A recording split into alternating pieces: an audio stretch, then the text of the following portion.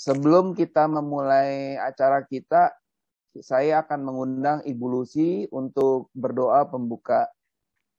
Silakan Ibu Lucy, mohon izin. Ya, selamat malam Bapak Ibu. Marilah sebelum kita memulai acara gokil, mari kita masuk dan kita mulai dengan doa. Demi nama Bapa dan Putra dan Roh Kudus. Amin. Amin. Allah, Bapa yang Maha Kasih, kami bersyukur dan berterima kasih bahwa pada malam hari ini kami putra-putrimu dapat berkumpul bersama dalam keadaan yang sehat walafiat. Terima kasih untuk penyertaan, untuk bimbingan, untuk kasih-Mu dan perlindungan-Mu bagi kami semuanya.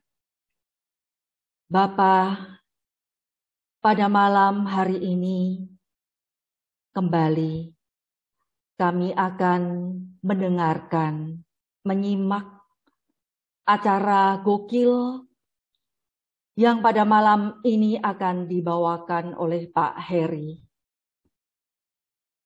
Bapak berkati Pak Heri di dalam membawakan pertemuan ini, agar bisa memberikan sesuatu yang berguna bagi kami, untuk dapat kami aplikasikan di dalam lingkungan-lingkungan maupun di dalam hidup harian kami. Bapa, semoga kami pun dimampukan untuk memahami dan mengerti apa yang akan diberikan pada malam hari ini. Bapa yang Maha Pengasih, kami juga berdoa untuk salah seorang teman dekat kami, yaitu Pak Joli, yang tidak dapat hadir karena sakit. Bapa, kiranya Engkau yang akan memberikan kesembuhan, belas kasih-Mu kepada Pak Joli, sehingga dia dapat menerima sakitnya ini dengan penuh kesabaran. Semoga obat-obat yang harus diminum saat ini bisa memberikan kesembuhan baginya. Terima kasih ya Bapa. Semoga kami semua Engkau utus untuk dapat menyebarkan kasih dan kebaikan kepada sesama kami. Dimuliakan nama-Mu, Bapa, kini dan sepanjang segala masa. Kemuliaan kepada Bapa dan Putra dan Roh Kudus, seperti pada permulaan, sekarang, selalu, dan sepanjang segala abad. Amin. Dalam nama Bapa dan Putra dan Roh Kudus. Amin.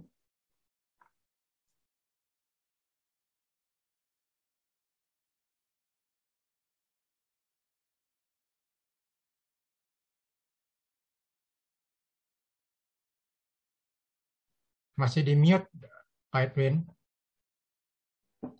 Terima kasih Bu Lucy atas doa pembukaannya. Sebelum kita memulai acara seperti biasa, saya akan menyampaikan beberapa hal sehubungan dengan webinar ini mengenai aturan. Semua mic peserta akan di-mute oleh admin selama masa pembicaraan pengajaran. Mohon para peserta mengambil tempat yang baik agar dapat mengikuti pengajaran dari awal hingga akhir dengan baik.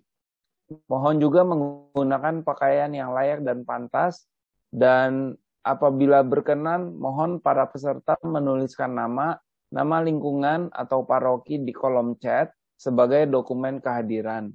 Dan bagi yang belum, apabila diizinkan, mencantumkan nomor HP yang nanti akan dimasukkan ke dalam grup WA Sahabat KKS Kelapa Gading.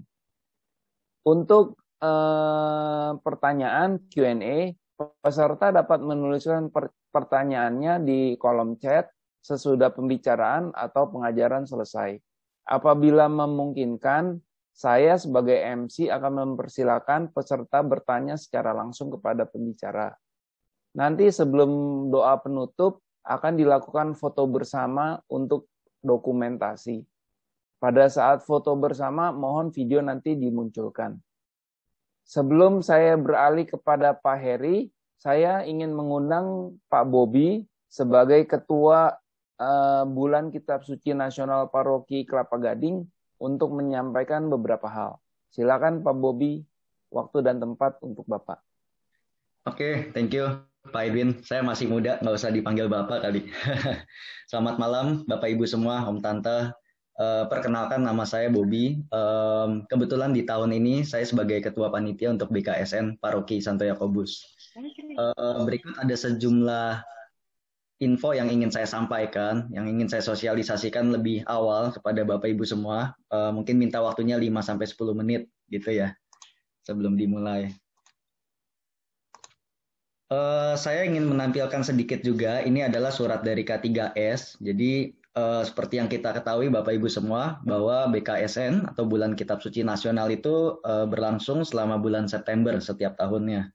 Nah, tahun ini adapun kegiatan kita ikut ya, kita ikut partisipasi dalam kegiatan BKSN di paroki yang nantinya juga akan mengajak semua umat di lingkungan untuk berpartisipasi. Nah, ada beberapa kegiatan yang istilah yang bisa dikatakan ini sudah kita bisa sampaikan ke Bapak Ibu semua. Salah satunya adalah lomba video fasilitator pendalaman kitab suci.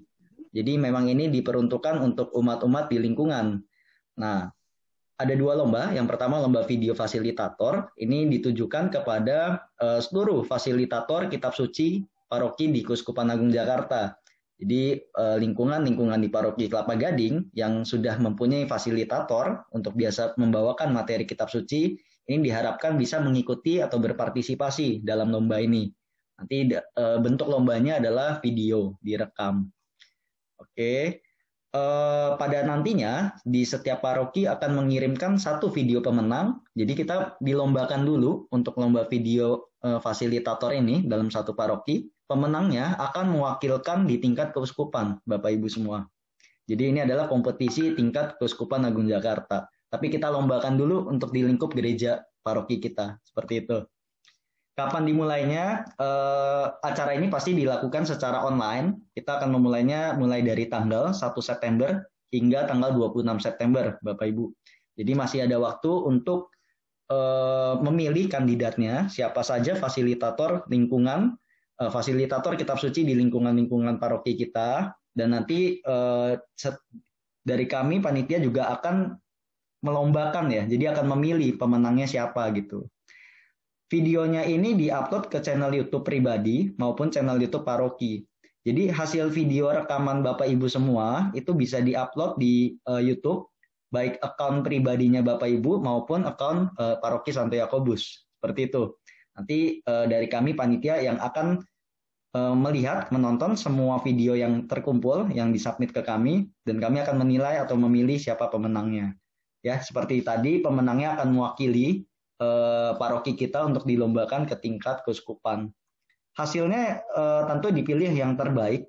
Penilaiannya itu ada banyak, tapi salah satunya karena ini sifatnya online, diupload di YouTube, yang mendapatkan like serta komen paling banyak itu memberikan kontribusi nilai 20%. Jadi Bapak Ibu setelah mengupload videonya mungkin boleh disebarkan ke semua umat lingkungannya untuk diberikan like dan komen, karena itu akan memberikan penambahan penilaian.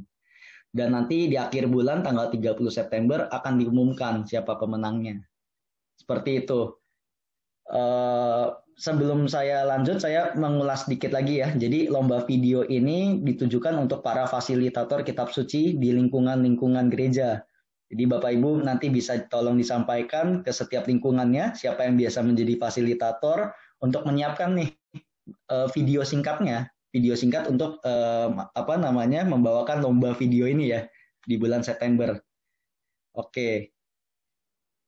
Sambil saya lanjut, sebenarnya ada dua yang dari K3S ya, Kerasulan Kitab Suci Keuskupan Agung Jakarta. Satu lagi adalah lomba foto pertemuan Kerasulan Kitab Suci Lingkungan. Ini lebih sederhana Bapak Ibu, jadi bisa diikuti oleh semuanya. Tapi sebenarnya ini bisa menjadi perwakilan di setiap lingkungan satu orang.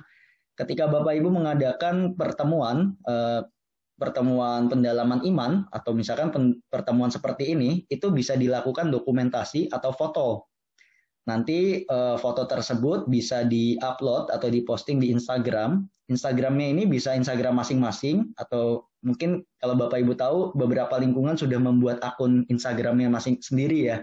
Bisa juga di Instagram Paroki Santo Yakobus Kelapa Gading. Lalu di tag ke Romo Jo. Saya rasa Romo Jo semua sudah tidak asing lagi, Romo Joseph. Nanti pertemuannya ini diharapkan lombanya ini berperiode 1 bulan. Jadi sama selama bulan September dan diminta untuk mengirimkan 4 kali fotonya. Yang dimaksud 4 kali itu 4 pertemuan, seminggu sekali, seperti itu. Nah ini ada syaratnya, nanti ini teknis detailnya bisa dibaca, bisa saya kirimkan juga untuk persyaratan lomba ini. Jadi pertemuan 1 dengan hashtag PL strip 1 BKS KAJ 2021 dan seterusnya. Nah, fotonya kemudian diberikan caption singkat nih, ada refleksinya. Sepertinya kalau saya lihat di Instagram Paroki Santo Yakobus, beberapa tim dari KKS kita sudah pernah ya mengupload renungan singkatnya. Nah, ini harusnya sudah tidak asing lagi lah untuk tim KKS dan para ibu bapak di lingkungan semua gitu. Nah, waktu postingnya kapan? Tadi setiap minggu sekali dan di hari Minggu. Tidak harus dilaksanakannya pada hari Minggu, Bapak Ibu, pertemuannya. Jadi bisa seperti malam ini, hari Rabu, tapi di postingnya itu di Instagram pada hari Minggu jam 8 malam. Itu paling lambatnya. Gitu ya. Pemenangnya akan diumumkan di Senin keesokan harinya. Itu paling lambat. Jadi ini akan dilombakan setiap minggu sekali. Seperti itu. Untuk jelasnya detailnya nanti akan disebarkan surat ini dan juga dari tim panitia akan membuat poster flyer supaya Bapak Ibu juga bisa membaca lebih jelas lagi. Tapi di sini saya ingin menyampaikan lebih awal aja bahwa Paroki Kelapa Gading mengikuti lomba yang diadakan dari K3S KAJ. Ya, salah satunya adalah tadi lomba video dan yang kedua adalah lomba foto pertemuan.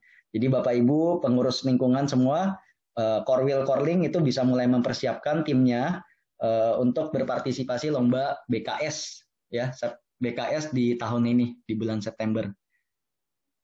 Itu adalah lomba yang akan diadakan oleh K3SKJ, tapi dari kita sendiri panitia Paroki Santo Yakobus, panitia untuk acara BKSN ini juga sedang membuat konsep acara yang biasanya Bapak Ibu mungkin tahu ada seminar, ada pameran buku, tapi karena ini kita pandemi tidak bisa offline, mungkin kami akan mengadakan satu sesi seminar secara online yang bisa diikuti oleh semuanya. Tapi ini masih kita rencanakan. Jadi ditunggu aja info lebih lanjutnya. Saya kira itu cukup ya Bapak Ibu semua. Persilakan kalau misalkan ada yang mau tanya bisa melalui panitia atau tadi Pak Edwin atau Bu Rosita pada malam hari ini. Sekian, saya kembalikan waktu dan tempat ke Pak Edwin. Terima kasih. Terima kasih Mas Bobi. Jadi memang pada intinya mungkin saat ini saya tidak membuka sesi tanya jawab, tapi apabila ada yang ingin ditanyakan, mohon dapat dituliskan di kolom chat, nanti akan kita tampung dan kita sampaikan ke Mas Bobi, dan kita akan kembali kepada Bapak Ibu yang bertanya. Dan untuk menghemat waktu, saya akan memberikan kesempatan kepada Pak Heri untuk memulai acara gokil pada malam hari ini. Waktu dan tempat saya berikan kepada Pak Heri, silakan Pak.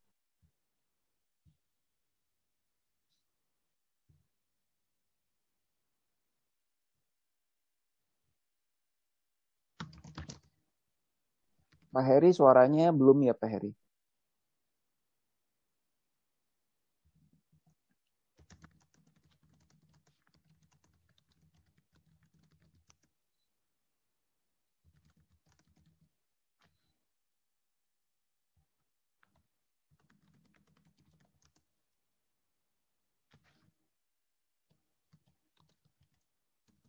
Pak Heri masih mute, Pak Heri.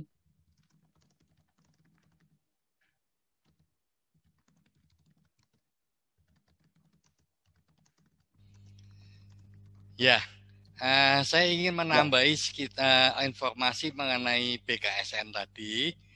Memang untuk tahun ini BKSN itu sama dengan BKS KIJ. Karena materi BKSN itu untuk tahun ini dibuat oleh Keuskupan Agung Jakarta. Ya. Hari Sabtu nanti akan ada sosialisasi BKSN. Itu untuk seluruh Indonesia, untuk keuskupan seluruh Indonesia. Kita nanti akan diberi linknya, link YouTube, ya, bukan link Zoom. Karena kalau link Zoom itu hanya untuk para anggota komisi kerasulan kitab suci dari keuskupan-keuskupan seluruh Indonesia. Jadi bagi kita tempatnya itu kebagian yang ada di YouTube. Link YouTube-nya nanti akan dikasihnya oleh Ibu Rosita.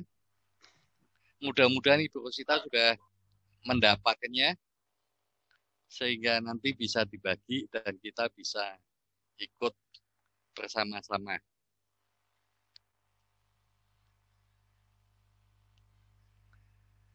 Sekarang kita akan masuk ke acara Go Kitab Suci Lingkungan untuk pada bulan Juli tahun 2021. Untuk pertemuan malam hari ini akan diambil dari Injil Markus bab 6 ayat 7 sampai 13 ya. Dan pembahasan mengenai perikop ini diberi judul Hidup Bijaksana sebagai Murid Yesus. Bapak Ibu yang terkasih, kebijaksanaan itu merupakan salah satu keutamaan di dalam hidup Kristiani. Berbagai cara, berbagai olah rasa, dan olah rohani kita tempuh untuk menimba kebijaksanaan.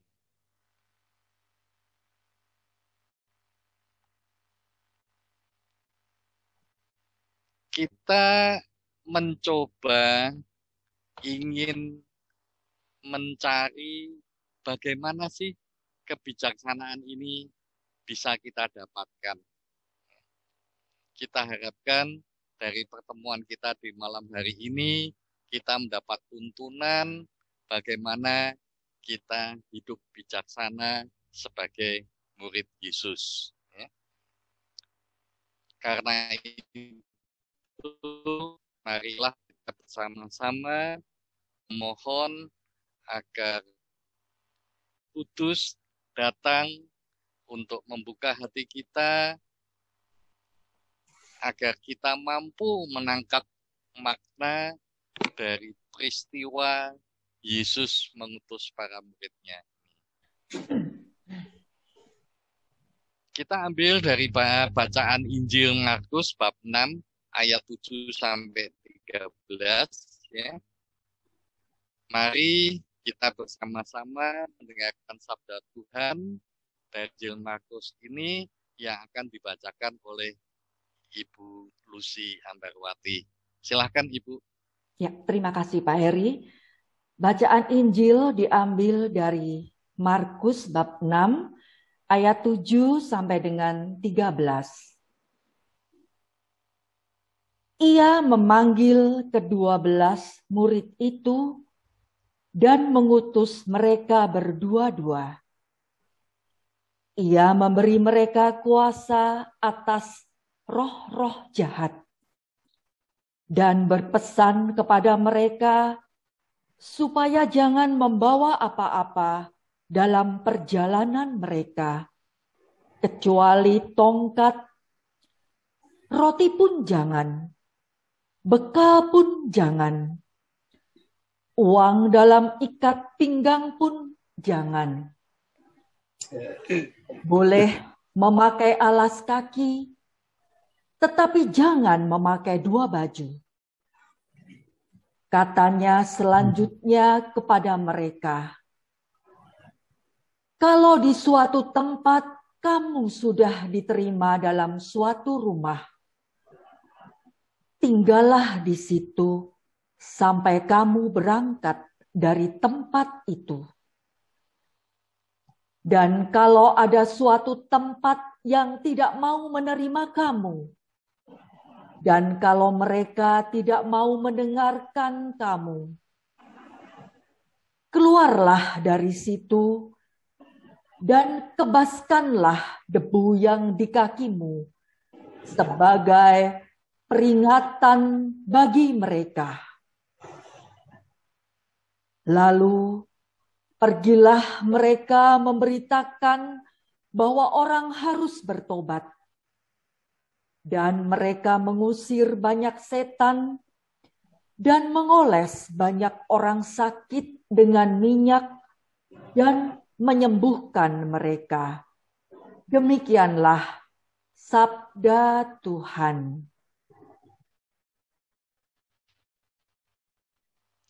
Terima kasih Ibu Lucy.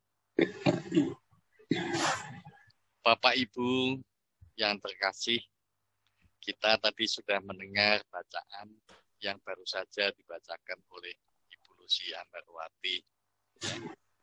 Dan sekarang kita mencoba bersama-sama untuk mendalami isi bacaan itu. Ya. Nah, untuk mendalami isi bacaan tersebut, kita akan membagi menjadi dua bahasan. Yang pertama adalah cara Yesus mengutus para murid, dan bahasan yang kedua adalah pesan apa yang mau disampaikan Markus melalui kisah ini. Baik, Bapak Ibu, mari kita mencoba masuk ke bahasan pertama, cara Yesus mengutus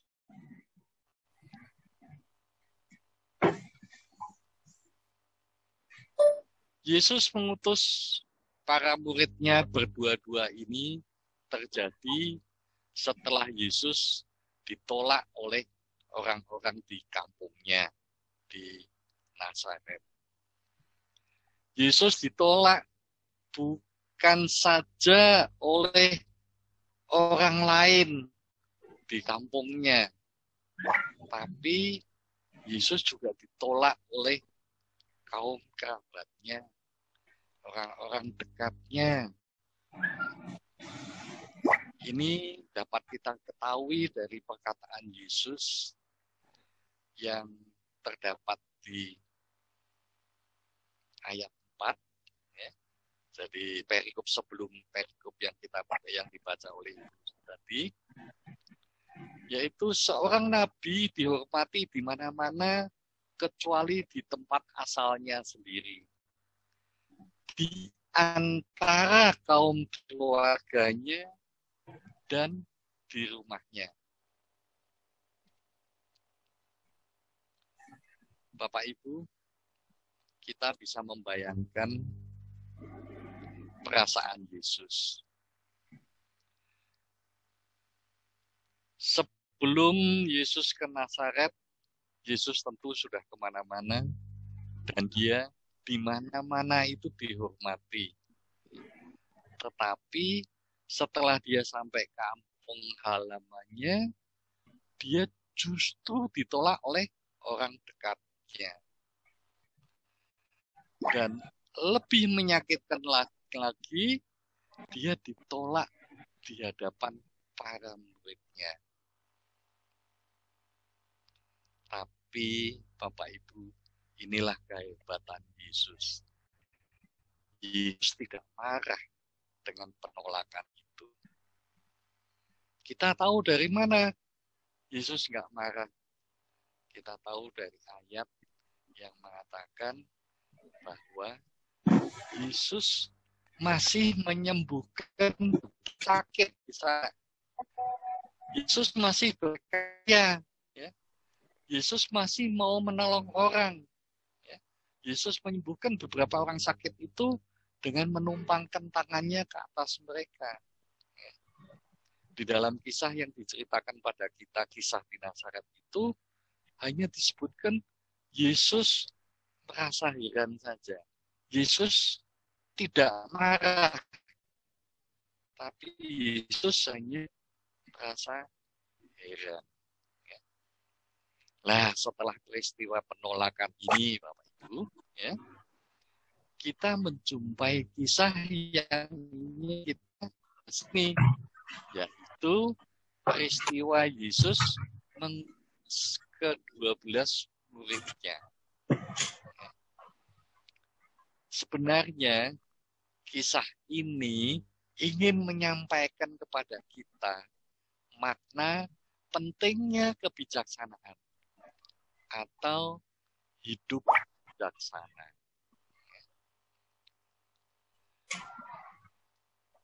Untuk kita bisa menangkap makna tersebut, ada beberapa hal yang perlu kita cermati. Ya. Yang pertama, ya, coba kita lihat susunan yang dibuat oleh Markus ini. Mengapa sih Markus ini menempatkan kisah perutusan ke-12 murid Yesus setelah Yesus ditolak?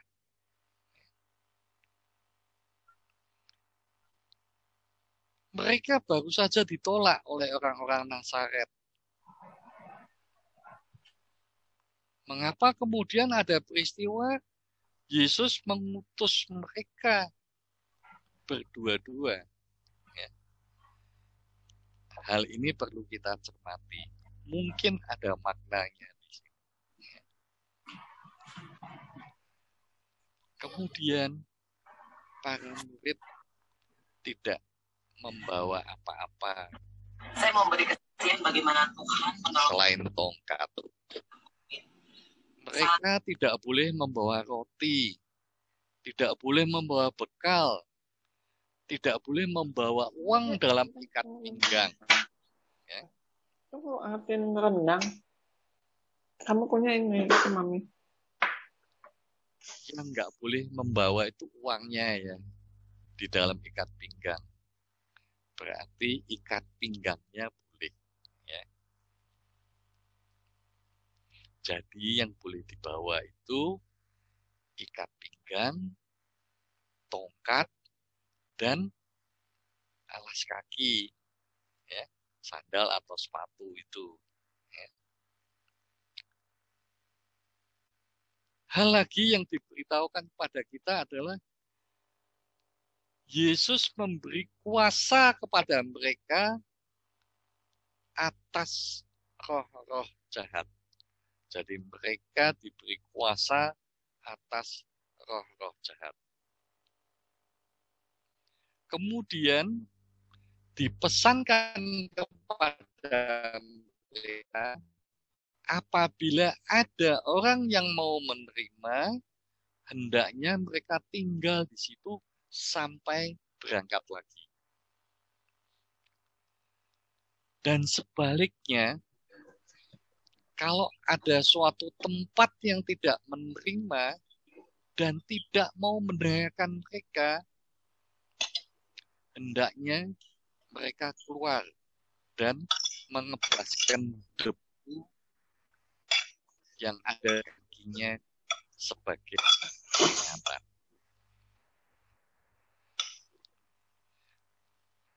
Dan pemberitaan apa sih dalam perutusan mereka ini? Perutusan mereka ini membawa sebuah pemberitaan, yaitu supaya orang-orang bertobat. Ya. Dan mereka diberi leluasaan untuk menjaga tindakan penyembuhan tindak penyembuh itu bisa berupa mengusir setan, ya, mengurapi yang sakit, yang artinya adalah menyembuhkan mereka. Ya. Nah, itulah hal-hal yang kita bisa tangkap dari isi kisah yang tadi dibacakan oleh Ibu Lucy. Ya. Itu mengutus para muridnya. Kemudian kita akan mencari apa pesan yang ingin disampaikan kepada kita. Bapak Ibu, seperti sudah dikisahkan tadi, Yesus mengutus para muridnya justru pada saat mereka ditolak di Nazaret. Setelah mereka ditolak di Nazaret, Yesus mengutus para muridnya. Apa sebenarnya? Ini seakan-akan ingin berpesan kepada kita, para muridnya, bahwa Yesus saja bisa ditolak, apalagi kita. Maka kita harus siap ditolak.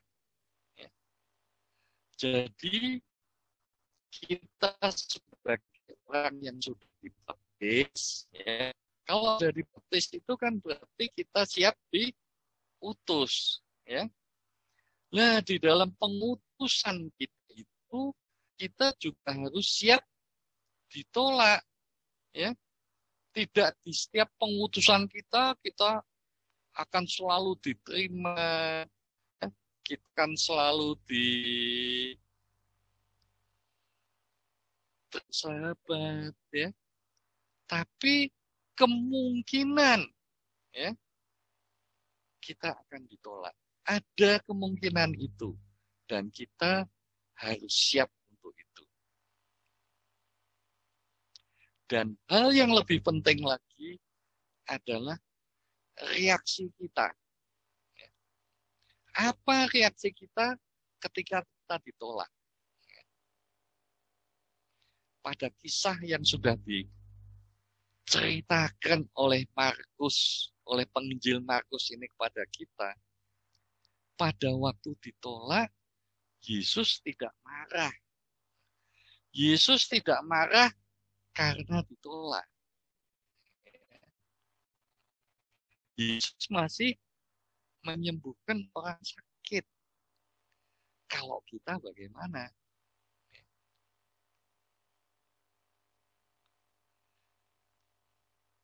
Penginjil Markus juga mengatakan pada kita, Yesus hanya heran saja pada waktu mereka menolak Yesus.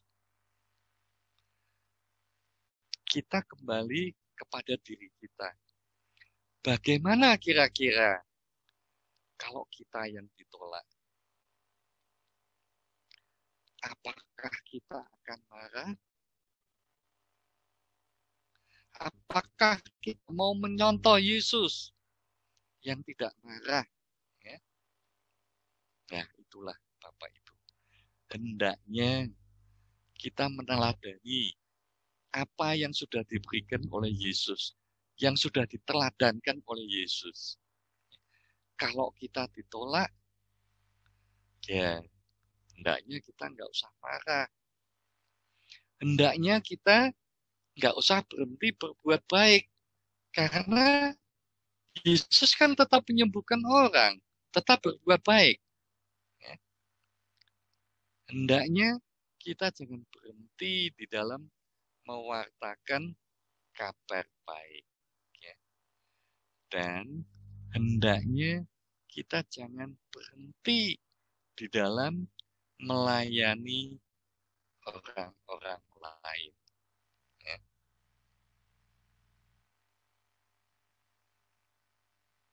Itulah makna di mana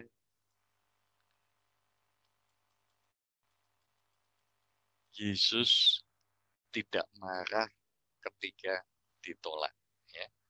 Yesus harus menjadi teladan bagi kita.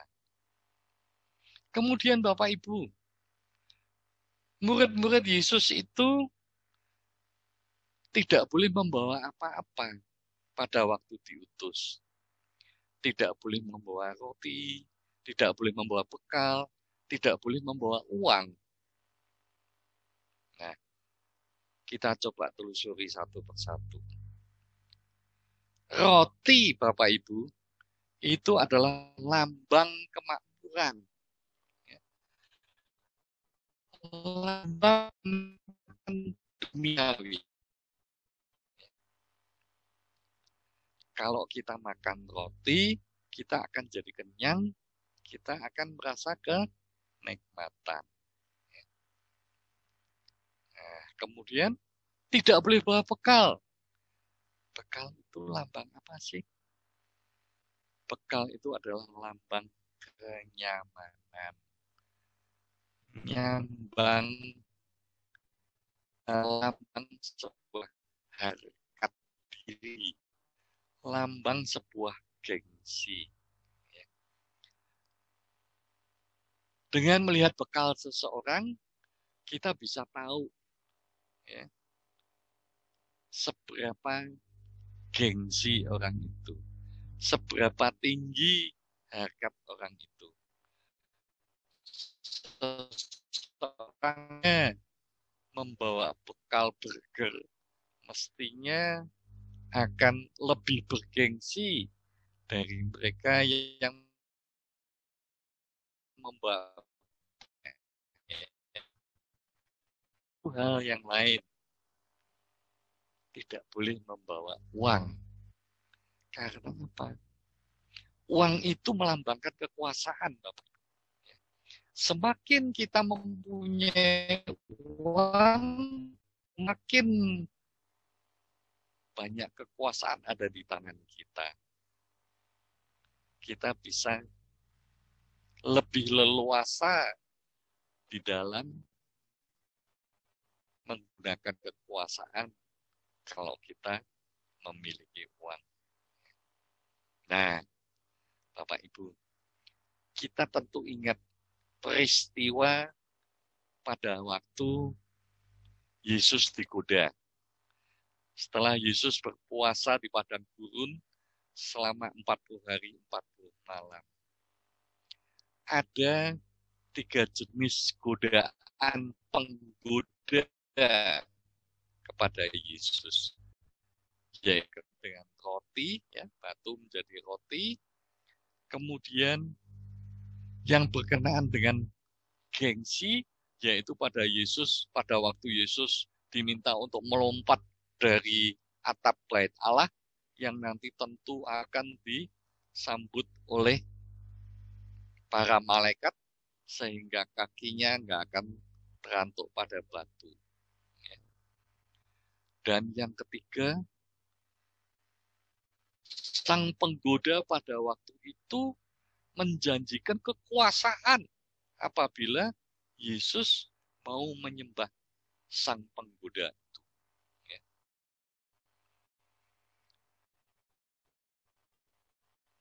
Jadi di sini maknanya ya, Yesus ingin mengatakan kalau kita ingin menjadi muridnya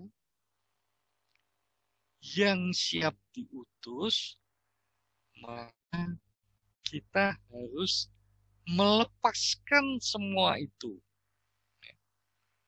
Kita harus melepaskan roti itu, kita harus melepaskan bekal itu, kita harus melepaskan uang itu.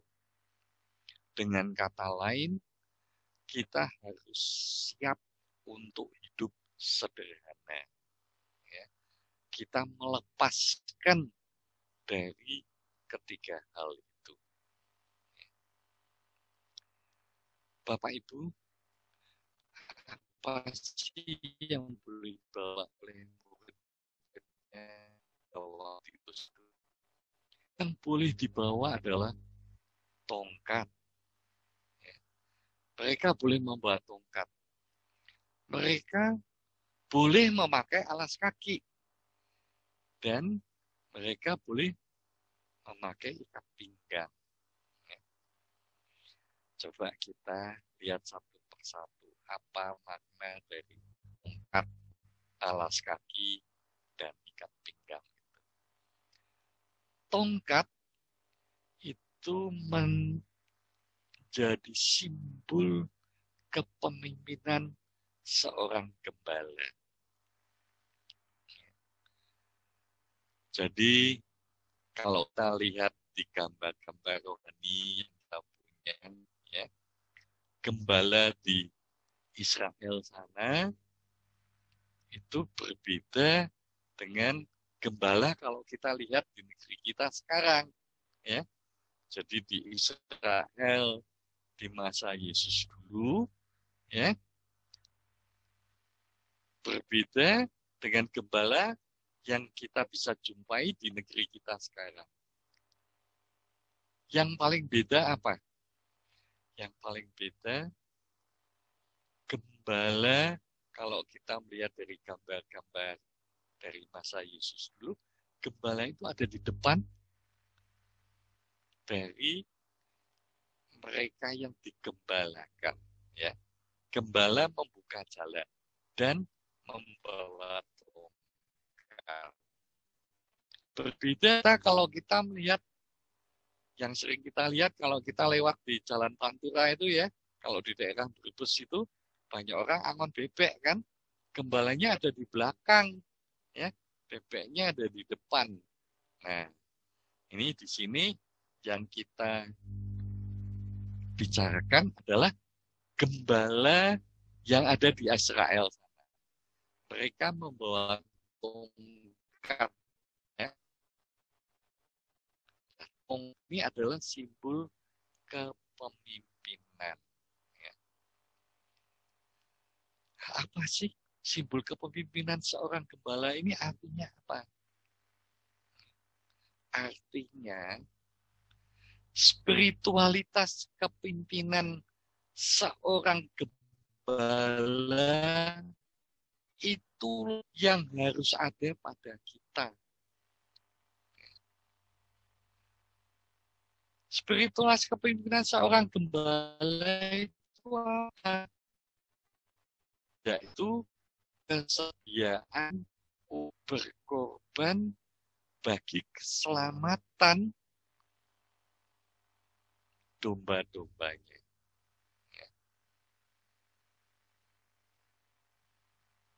Semangat melayani dari gembala itu agar domba-dombanya dapat mendapatkan padang rumput yang hijau.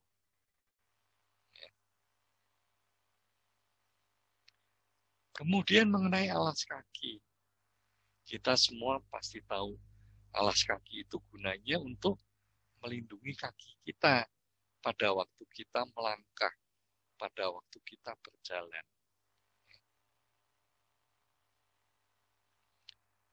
Nah, di sini ingin diingatkan pada kita. Walaupun kita itu tidak membawa bekal, tidak membawa ya, bukannya kita itu tidak punya apapun, ya. Kita tetap mempunyai alas kaki yang akan melindungi langkah-langkah kita.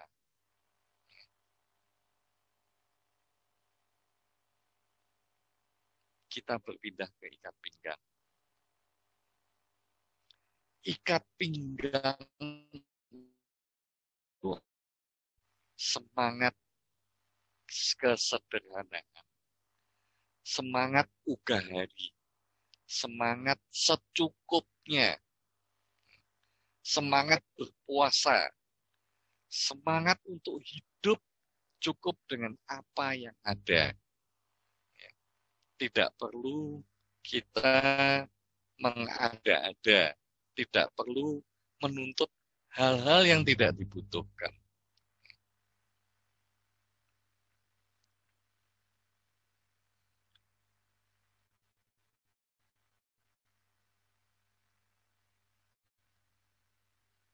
Di ayat 10 tadi kita diingatkan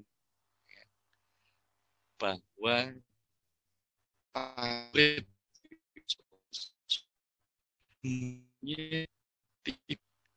pada tempat tertentu dalam pewartaan dan pelayanan mereka.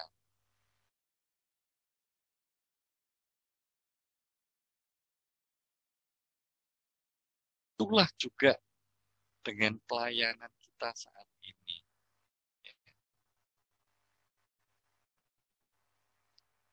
Kalau sudah saatnya pelayanan kita selesai di satu tempat, ya kita pergi. Kita akan melayani di tempat lain. Di sini kita diingatkan agar kita mempunyai semangat melayani tanpa pilih kasih. Kita bisa melayani dimanapun,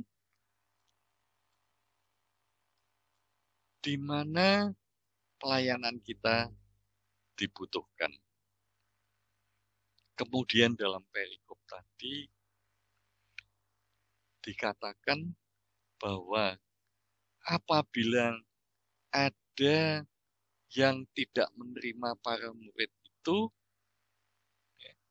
hendaknya para murid itu cukup mengebaskan kakinya saja. Dalam arti kata, kalau kita tidak diterima, hendaknya kita jangan marah. Mengebaskan debu di kaki kita itu tandanya hanya memberikan suatu tanda, suatu peringatan. Ya sudah, kamu nggak mau, ya sudah, aku pergi. Maksudnya kita nggak perlu marah. Kita cuma mengingatkan, aku melayani loh, tapi kamu menolak. Ya. Nah, Bapak Ibu, kalau kita membaca kisah para rasul, kita akan menjumpai juga cerita yang sejenis. Ya. Pada waktu itu, Paulus dan Barnabas, pada waktu berada di Pisidia, mereka tidak diterima oleh orang-orang Yahudi yang ada. Paulus dan Barnabas mengebaskan debu di kakinya untuk memberitahukan kepada mereka hanya sampai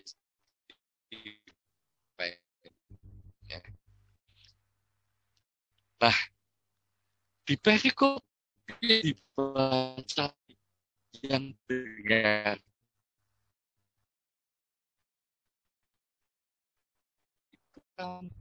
puasa mengusir setan, menyembuhkan orang sakit.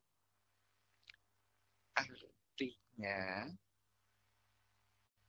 Yesus tidak mengutus kita, Yesus membekali kita agar kita mampu melakukan perutusan itu. Jadi, tidak perlu khawatir, Bapak Ibu. Apabila kita diutus, terimalah. Karena apa? Karena di dalam pengutusan itu, kita pasti dilengkapi dengan sebuah kemampuan untuk menjalankan perutusan itu. Nah, Sekarang kita sampai ke kesimpulan. Kesimpulannya apa? Setelah kita tadi membaca perikopnya, kemudian kita mencoba mengulasnya.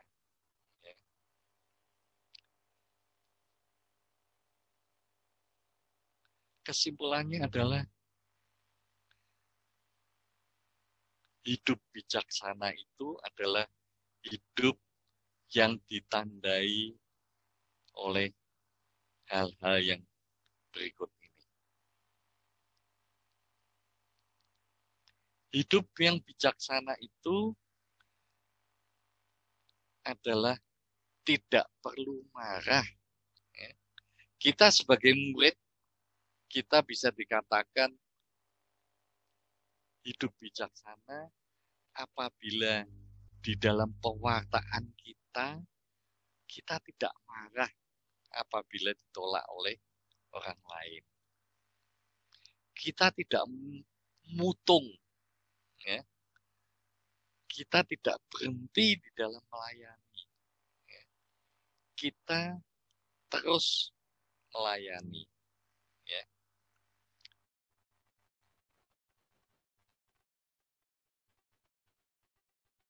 Tentunya juga di hal sebaliknya, ya. Kita sebagai murid yang diutus, hidup kita adalah hidup bijaksana. Apabila kita ya tidak membuat orang lain mutung, ya. Nah itu, ya. Jadi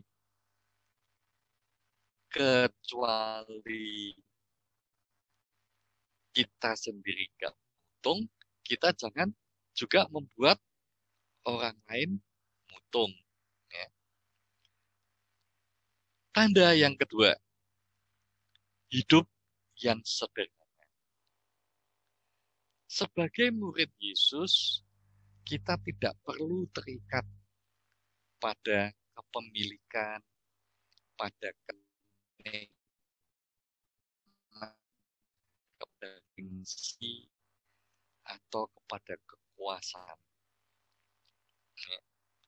Di dalam pelayanan kita, kalau kebetulan kita mempunyai jabatan, ya hendaknya kita tetap rendah hati, kita tetap bersedia dikritik, kita tetap bersedia menerima saran, ya. Dan hendaknya di dalam pelayanan itu kita tidak mencari keuntungan bagi pribadi kita. Hal yang ketiga, tanda yang ketiga, kita sebagai murid, ya, dikatakan kita hidup bijaksana bila di dalam pelayanan kita kasih. Ya. Kita tidak boleh lekat pada orang-orang tertentu atau keluarga tertentu yang mungkin, ya, itu lebih menghargai kita, yang lebih memberikan sesuatu yang lebih kepada kita, ya. Hendaknya jangan seperti itu. Kita tidak boleh pilih kasih.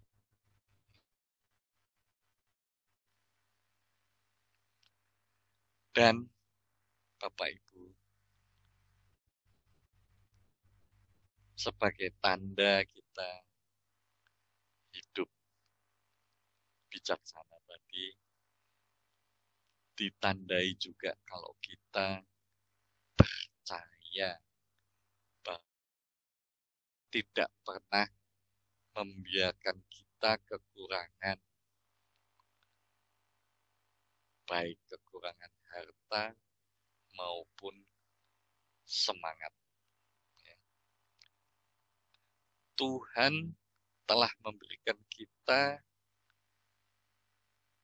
bekal, kuasa untuk mewartakan.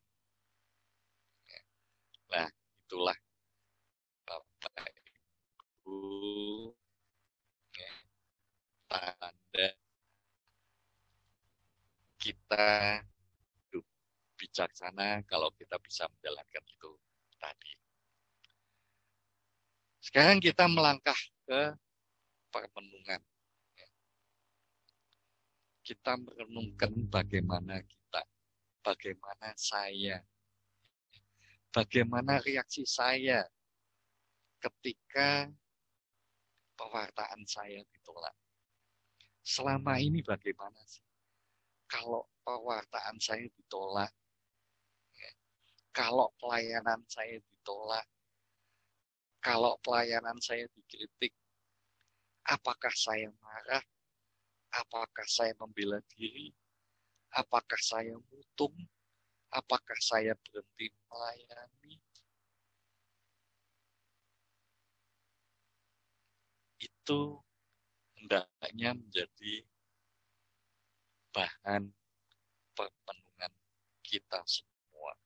Kita sebagai orang yang sudah dibaptis, kita mendapatkan tugas untuk melayani, untuk mewartakan kabar baik. Ya. Nah, tentunya tadi suatu ketika bisa saja kita ditolak. Bagaimana reaksi saya bila saya ditolak?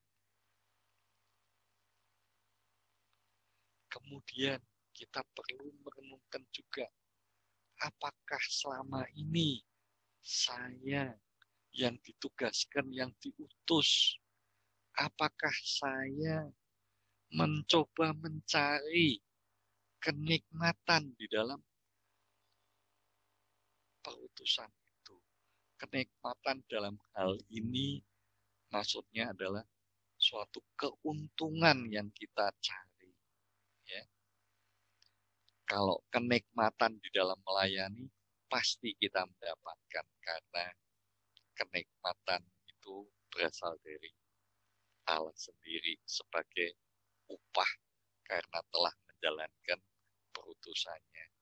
Tapi yang dimaksudkan di sini adalah keuntungan, kenikmatan atas keuntungan yang sengaja kita cari.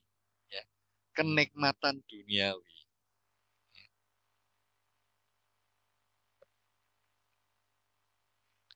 Di dalam perutusan kita, apakah kita sudah bersemangat ugah hari, yaitu semangat hidup secukupnya, ya, tidak meminta yang berlebih-lebihan, ya, yang seimbang saja. Ya. Apakah di dalam pelayanan, di dalam pewartaan saya berdoa dan berpuasa untuk pelayanan saya? Berdoa dan berpuasa di sini berarti kita mau berkorban, kita mau prihatin, ya, untuk umat yang kita layani. Di dalam pelayanan kita sebagai orang yang sudah dibaptis, yang diutus, ya, sudahkah kita melayani semua orang secara sama? Apakah kita masih membeda-bedakan? Ya? Kita memberikan pelayanan yang lebih, kita lebih berbaik kepada mereka yang katakanlah dalam tanda kutip memberikan kenikmatan-kenikmatan tertentu kepada kita. Itulah Bapak Ibu, hal-hal yang perlu kita renungkan. Hal ini kelihatannya mudah, ya, tetapi di dalam melaksanakannya tentu tidak mudah. Di dalam pertemuan kita malam hari ini, oleh kisah pengutusan Yesus pada murid-muridnya, itu membawa suatu jalan, ya, suatu tuntut untuk hidup bijaksana sebagai murid Yesus. Ya. Demikianlah Bapak Ibu, apa yang saya bisa sampaikan, apa yang saya bisa kemukakan mengenai bacaan dari Markus bab 6 ke-13 ini mudah-mudahan berguna bagi kita semua. Ya. Saya kepada Pak Edi untuk mungkin nanti akan memimpin sharing bersama, ya. Dalam hal ini Bapak Ibu, kita di sini belajar bersama, saling bersharing. Di sini saya sebagai fasilitator, bukan sebagai pengajar. Jadi di dalam kesempatan ini kita saling belajar, kita mengisi untuk memperkuat iman kita masing-masing. Terima kasih. Silakan Pak Edwin. Terima kasih banyak Pak Heri. Untuk per saat ini memang belum ada pertanyaan yang sehubungan dengan paparan Bapak barusan. Mungkin kalau ada yang mau bertanya, silakan raise hand dan dinyalakan videonya, mungkin boleh bertanya langsung. Namun sebelum ada pertanyaan, memang saya merasa bacaan ini seringkali sudah kita dengar, dan saya sungguh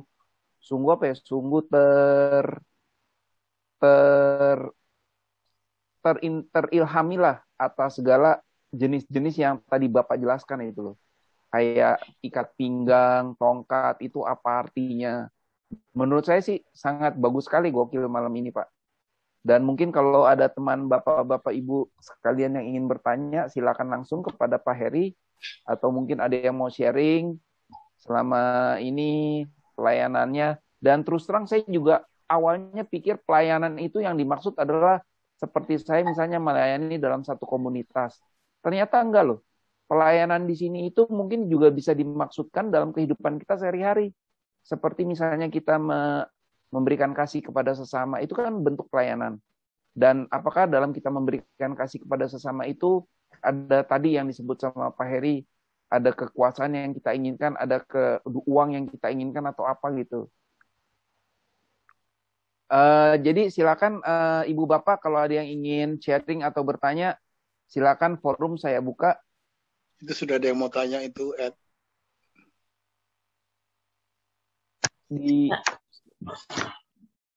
Boleh tanya? Silakan Bu Ana. Ya. Pak Heri, tadi coba merenungkan apa yang dikatakan Bapak tadi bahwa salah satunya adalah tidak mencari keuntungan bagi diri sendiri. Dalam prakteknya kurang lebih lah Pak, itu kan malah kita sendiri itu dalam tanda kutip, misalnya ya Pak, itu kan mengeluarkan biaya sendiri. Lalu konteksnya dengan bahwa tidak menguntungkan diri sendiri itu yang bagaimana Pak?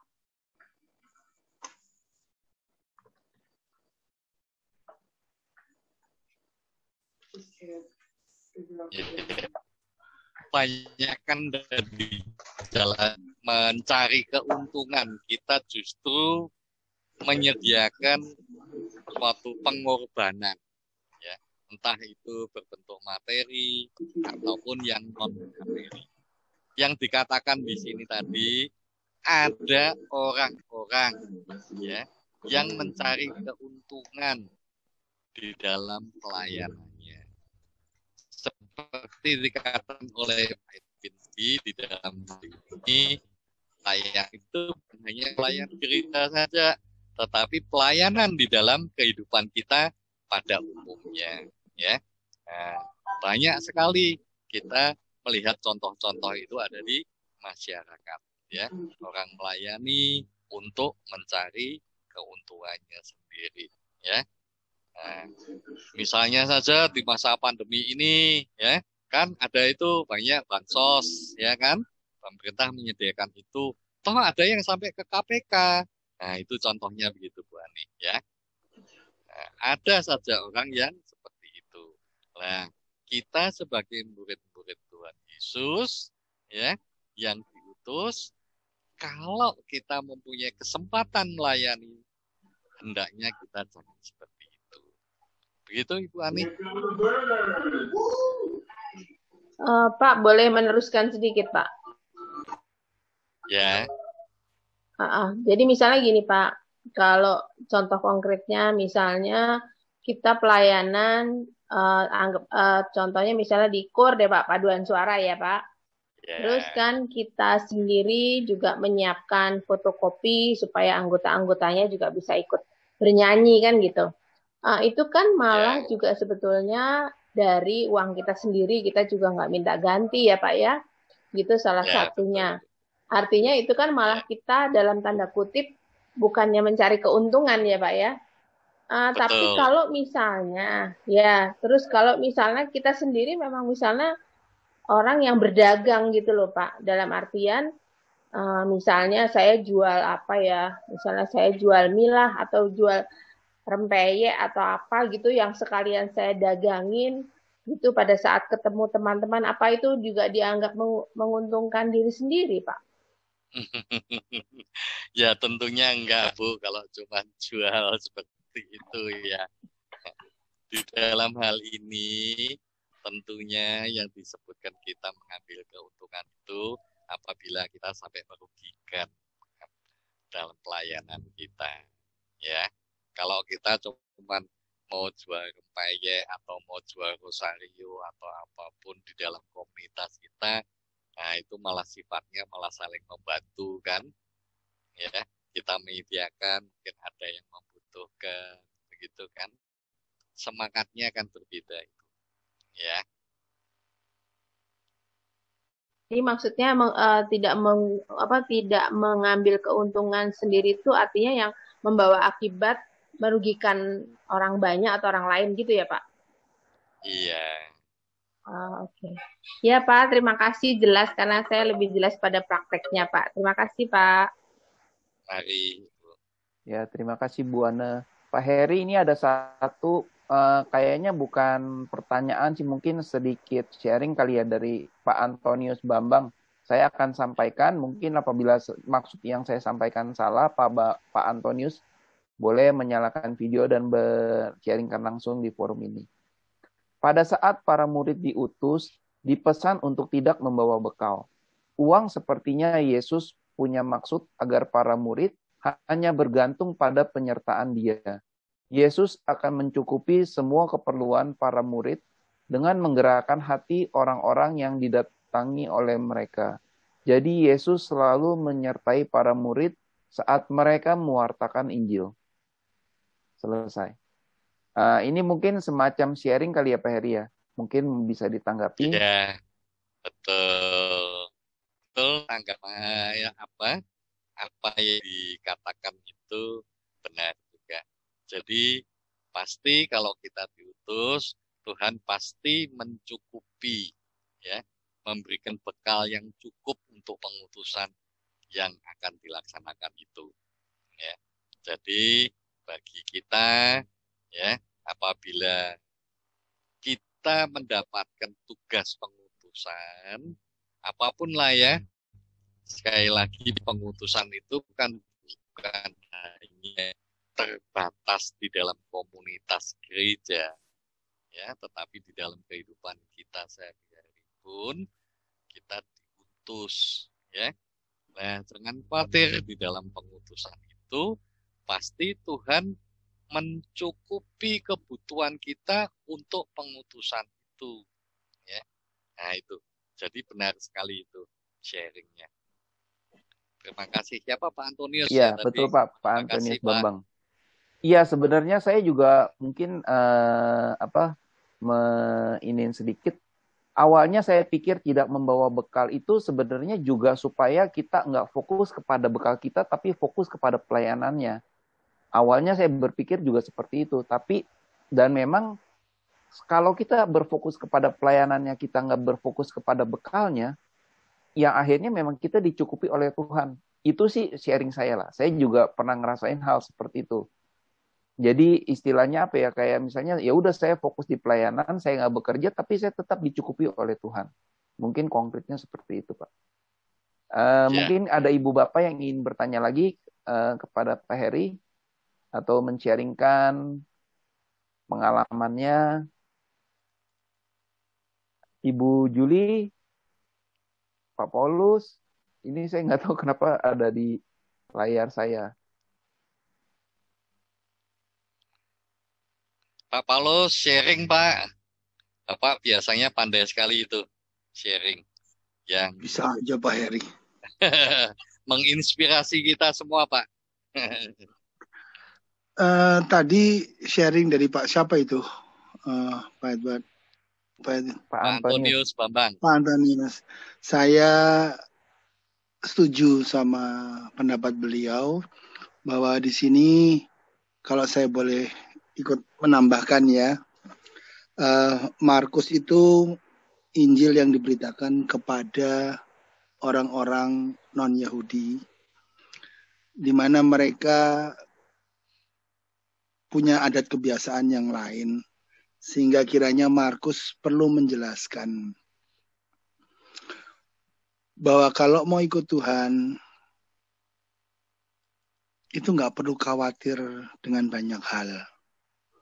Roti melambangkan suatu kebutuhan sehari-hari. Kebutuhan utama makanan. Bayangkan kalau makan bawa perjalanan nggak bawa bekal, pasti khawatir kan? Tapi justru Yesus jangan bawa bekal, jangan bawa roti, bawa tongkat, pakai sabuk boleh. Ikat pinggang sabuk ini menunjukkan suatu kesiapsiagaan. Karena kita lihat di gambar Pak Heri bahwa orang-orang zaman dahulu itu bajunya seperti kayak long dress. Dan kalau mereka menunjukkan siap, mereka pakai ikat pinggang itu, dan long dressnya itu kayak ditarik ke atas sehingga mereka bisa berjalan lebih cepat. Jadi Markus di sini mau menjelaskan bahwa nggak perlu khawatir. Kita yang perlu itu adalah ketersediaan kita. Segala sesuatu nanti akan dicukupkan.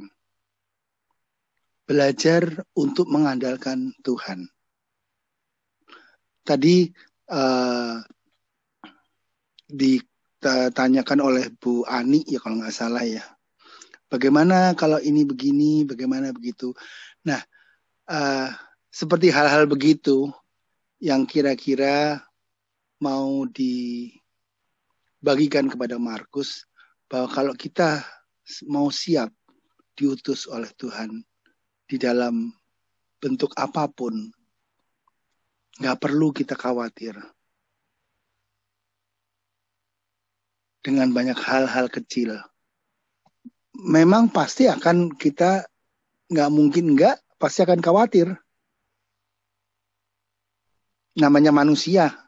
Tapi di sini untuk kita belajar untuk jangan risau akan hal-hal yang mendasar, roti sekalipun. Makanya tadi Pak Heri juga cerita bahwa Yesus dicobain. Yang pertama adalah merubah batu menjadi roti. Itu menyimbolkan bahwa Yesus digoda akan suatu kebutuhan utama manusia, yaitu kebutuhan akan makan. Habis lapar, kebutuhan utama.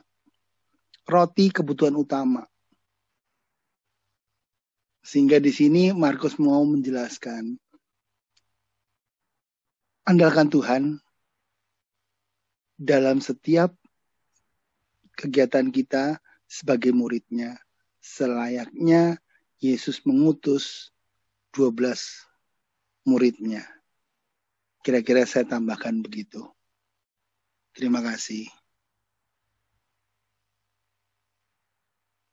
Terima kasih Pak Paulus. Terima kasih Pak Paulus. Ada Bapak Ibu yang ingin sharing? Pak Heri, saya sharing ya Pak. Ya, silakan Bu Lucy. Ya, tadi berkali-kali dalam Pak Heri menyampaikan mengenai penolakan ya Pak ya. Ya. Ada beberapa kali tadi saya menyimaknya. Puluhan kali Bu. Iya, puluhan kali. Maka saya ingin menyoroti mengenai penolakan ini yang mungkin belum di-sharingkan sebelumnya. Kita itu pasti pernah mengalami ya Pak ya, dan merasakan suatu keadaan di mana itu kita merasa ditolak. Ya, mungkin penolakan itu kalau saya asumsikan itu kan bisa terjadi dalam berbagai cara. Misalnya ditolak lamaran kerjaan kita, itu juga ditolak kan Pak? Yeah. Nah, mungkin bisa juga kehadiran kita itu ditolak oleh sekelompok orang dan sebagainya. Tentu saja tadi Pak Heri sampaikan, apa sih yang kita rasakan kalau kita itu ditolak? Ya, kalau apa yang kita rasakan, apa yang saya rasakan, ya mungkin sakit hati, ya. Bisa juga marah, bisa juga putus asa, bisa juga kita merasa diri kita itu tidak berguna begitu. Ya, kalau mengingat zaman dulu misalnya kita menulis lamaran berkali-kali itu ditolak. Nah, tetapi seturut dengan Injil yang tadi Pak Heri sampaikan bahwa Yesus pun juga demikian. Ya, jadi sebagai seorang manusia itu Yesus juga merasakan hal yang sama. Bahkan Yesus itu merasakan hal yang lebih daripada itu ketika Yesus ditolak dari tempat di mana ia dilahirkan. Maka kita ini jadi lebih waduh, ternyata Yesus pun juga pernah ditolak.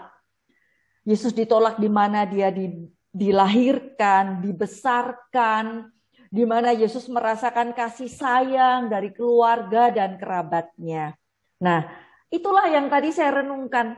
Untuk merenungkan kata penolakan. Tadi juga ada itu dalam kesimpulan Pak Heri.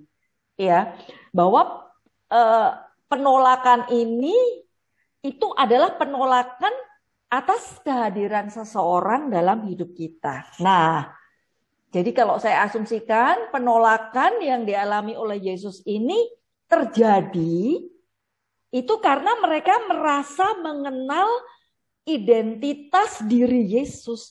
Padahal ya Pak Eri, mereka itu hanya mengenal Yesus luarnya saja toh. Jadi orang tidak mengenal identitas diri Yesus, lalu menilai Yesus itu dari apa yang dilihat. Oh, dia anak tukang kayu lah ya. Ada beberapa hal-hal ini yang membuat Yesus itu ditolak. Siapa sih dia itu? Nah, inilah yang membuat saya juga merefleksikan, oh Yesus aja bisa diperlakukan seperti itu. Jadi yang ada dalam diri saya untuk waktu-waktu yang lalu maupun untuk waktu yang sekarang maupun untuk waktu yang akan datang. Don't judge the book from its covers. Itu sih. Jadi jangan kita tuh menilai orang dari covernya, dari tampilannya. Itu Pak Heri, kadang-kadang orang itu mudah tertipu. Jadi ya itulah, jangan membeli buku hanya dari kulit luarnya saja, jangan menilai orang dari luarnya saja. Ya itulah, seperti itu yang menjadi refleksi saya Pak Heri mengenai penolakan itu. Ya. Ya, sih mengenai penolakan itu memang di dalam pertemuan kita ini puluhan kali tadi disebutkan, diingatkan kepada kita terus-menerus mengenai penolakan itu. Ini terutama sebetulnya ya kalau ini adalah untuk pelayanan di gereja biasanya ya. Penolakan-penolakan itu terjadi lebih banyak di dalam komunitas gereja dibandingkan di komunitas sekular. Biasanya seperti itu ya. Nah, di dalam pelayanan ini penolakan itu juga kemudian menjadi bibit saling sengketa biasanya. Jadi ini kita diingatkan ya untuk lebih bijaksana ya. Sebagai murid-murid Yesus, hendaknya kita hidup bijaksana di dalam menyikapi apa yang menimpa diri kita. Maksudnya seperti itu. Ya. Ada yang ingin sharing lagi? Pak Agus Saputra belum sharing loh, Pak. Yang lain dulu Pak Heri. Ya. Pak Hendrato tuh biasanya.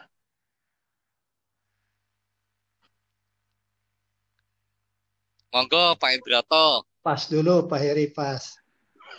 Suaranya rada bindeng, nggak enak didengar suaranya. Terima kasih Pak Heri. Ini bukan penolakan loh ini.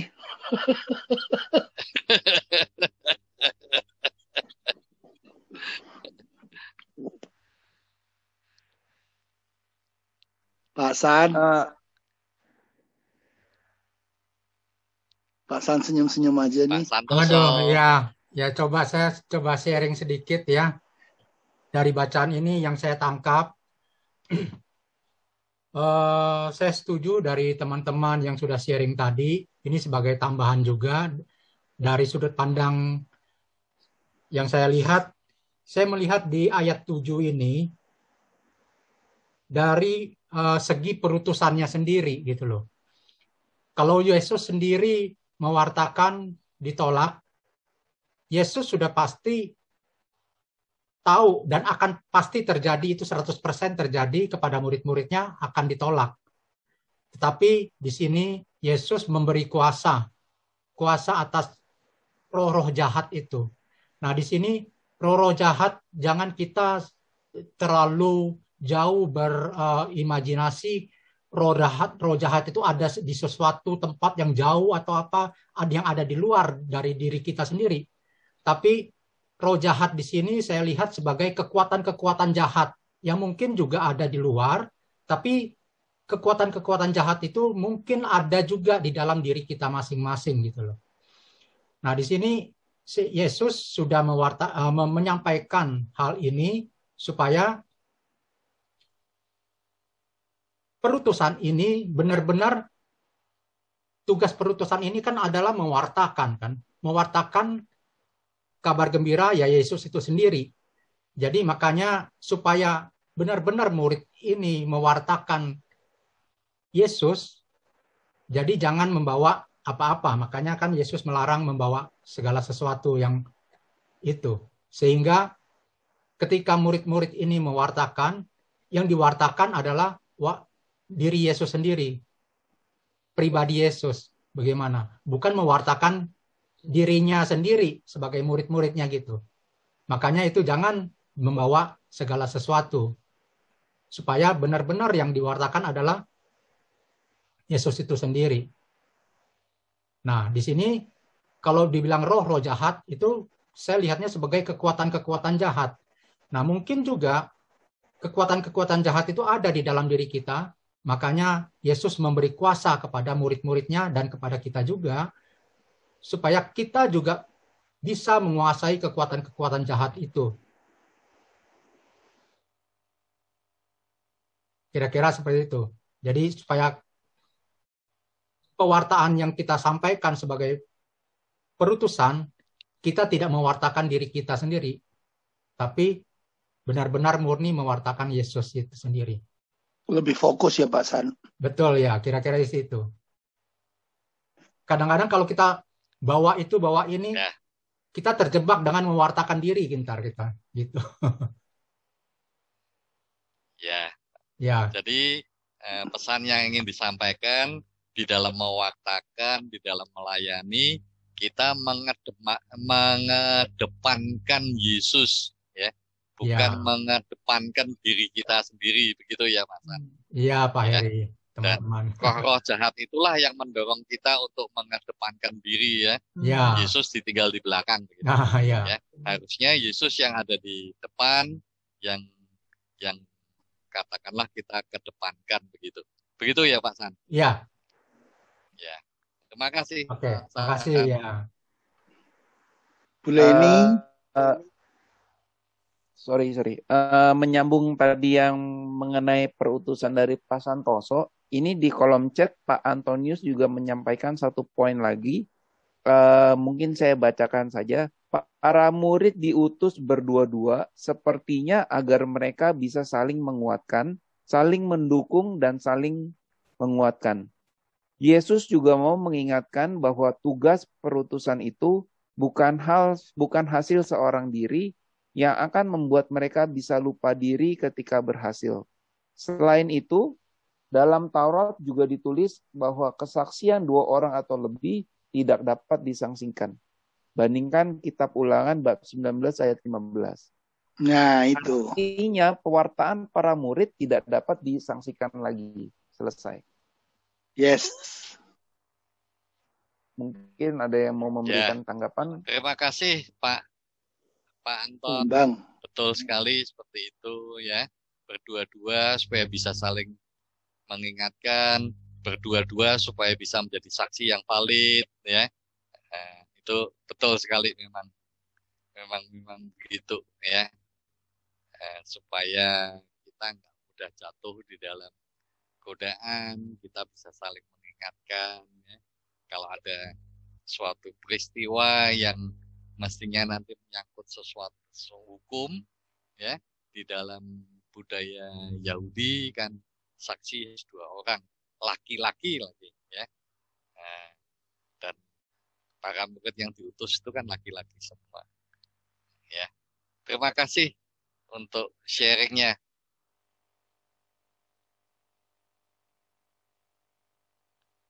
Bu Rosita. Bu Leni. Komandan kita mestinya. Ya, Pak Heri. Kita kan diutus nih sama Yesus di sini ceritanya. Kadang-kadang kita mikir jauh ya, kita mesti melayani kemana, mesti gimana melayani. Tapi kita lupa orang yang di sekitar kita, apalagi lagi kondisi kayak begini. Saya sering mikir, orang minta saya bantu si A, si B, tapi saya lihat komunitas yang mesti dibantu itu yang gampang sekali dapat dana gitu. Jadi saya diemin, saya tidak action gitu. Karena kalau sudah diposting, kayak contoh aja ya, tempo hari kapal tenggelam sekejap dapat 30 M. Saya kayak gitu-gitu, saya tidak minat tuh untuk menyumbang. Jujur aja, karena itu gampang sekali dapat. Nah, saya lagi berpikir gitu, tiba-tiba nih, ini berapa hari ini, pembantu saya yang sudah tua, sudah kerja sama saya 21 tahun, stroke. Bayangin, kondisi kayak begini dia stroke. Saya kaget, tiba-tiba dia tidak bisa jalan. Sebenarnya umurnya belum tua-tua amat sih, 60-an. Tapi dia udah kerja sama saya 21 tahun, seumur anak saya yang kecil. Dia stroke, dia nggak bisa jalan. Saya bawa dia, saya gotong dia. Saya bingung nih. UGD full, paginya lagi cariin ICU, bantuin Afong tuh keponakannya, dan semua full. Saya stres. Saya gotong dia, saya bawa pulang. Saya doa dalam perjalanan. Tuhan, saya mesti bantu dia. Dia udah kerja sama saya 21 tahun. Sudah membesarkan anak saya tanpa memikirkan anaknya sendiri dong, ya kan? gimana ya, saya mesti bantu apa? Ini sesama saya nih, pelayanan saya tidak ada gunanya di KKS.